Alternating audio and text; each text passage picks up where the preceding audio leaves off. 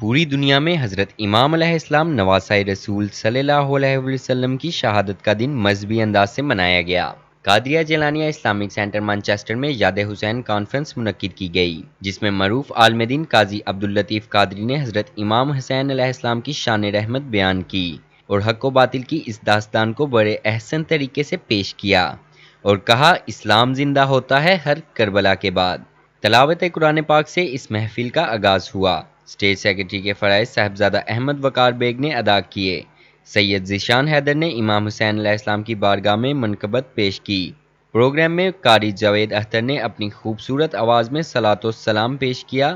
عالم اسلام اور دنیا بھر میں امن و سلامتی کی دعا کی گئی اور سوشل ڈسٹینس کا خصوصی خیال رکھا گیا۔